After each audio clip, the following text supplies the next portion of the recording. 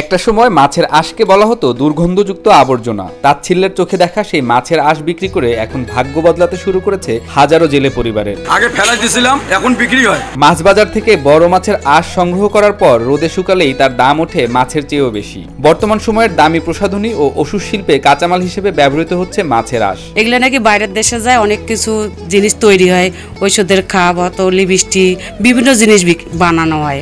বাঙালিদের খাদ্য তালিকায় আর যাই থাকুক, ধনী গরিব নির্বিশেষে মাছ ভালোবাসেন। এজন্যই আমাদের বলা হয় মাছে ভাতে বাঙালি। জেলা শহর বা মফস্বলের মাছ বাজারে সকাল হতেই মাছ কেনার জন্য ভিড় করেন ক্রেতারা। অন্যদিকে গৃহিণীদের কষ্ট কমাতে দীর্ঘদিন ধরেই বাজার থেকে বড় মাছ কেটে বাড়িতে নিয়ে যাওয়া হচ্ছে। বড় মাছ বাড়ি নিয়ে গেলে কাটতে অসুবিধা হয়, এই জন্য আমরা কাটে নিয়ে যাই। এখন এখান থেকে কাটে নিয়ে যাই, শুধু মাছটা নিয়ে যাই, মাছের নাড়ি ভুড়ি তো আর নিয়ে যাই না, আর আঁশও নিয়ে যাই না। আঁশ নাড়ি ভুড়ি এরা কি করে এটা তো আর আমরা জানি না।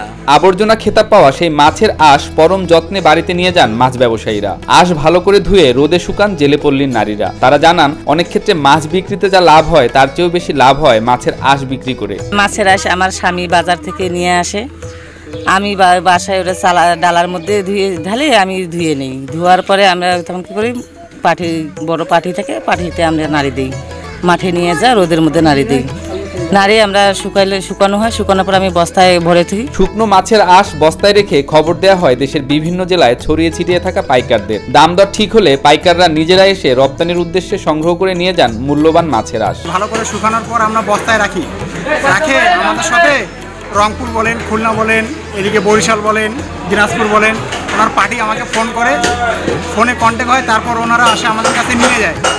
এই মালটা নিয়ে যায়, বর্তমানে এখন চলতেছে 3400 টাকা মন, মানে 70 টাকা 75 টাকা কেজি আমাদের কাছে কিনে নিয়ে যায়। একটা সময় বাজারে মাছ কাটার জন্য আলাদা কোনো দক্ষ লোক ছিল না, আর এখন বাজার মানেই মাছ কাটার জন্য দাবটি নিয়ে বসে থাকেন অনেক নারী পুরুষ। আর মাছ কাটার কাজে নিয়োজিত এসব শ্রমিকদের ভাগ্য খুলে দিয়েছে মাছের আঁশ। একজন শ্রমিক শুধু মাছ কেটে যা আয় করেন তা দিয়ে সংসার চালানো সত্যিই খুব কঠিন। তবে এখন মাছের আঁশ বিক্রি করে পরিবারের সচ্ছলতা ফিরেছে, এমনটাই জানান এই ব্যবসার সাথে জড়িতরা। এটা দিয়ে আমাদের অনেকে কাজে লাগে, সংসারে বাচ্চা কাচ্চার পড়ালেখায় কিছু কাজে লাগাই, আবার সংসারেও কাজে লাগে, আমাদেরও হাতে কাজে কিছু লাগে। তবে মাছের আঁশ বিক্রির পেশার সাথে সংশ্লিষ্টদের অভিযোগও রয়েছে দামের ব্যাপারে। যেহেতু তারা পাইকারদের কাছে বিক্রি করছেন, তাই জানেন না মাছের আঁশ কত দামে কিনে কত দামে বিক্রি হচ্ছে বিশ্ববাজারে। আমরা এলে আনসে বিক্রি করে, আগে অনেক দাম ছিল, এখন দাম কমছে কিছুটা। আমাদের সংসারের হেল্প করার জন্য আমরা বিক্রি করি, পাইকার এসে নিয়ে যায় আমাদের কাছ থেকে। এত কিছুর পরেও মাছের আঁশ বিক্রি করে নতুন করে বাঁচার স্বপ্ন দেখছেন জেলেপল্লীর বাসিন্দারা।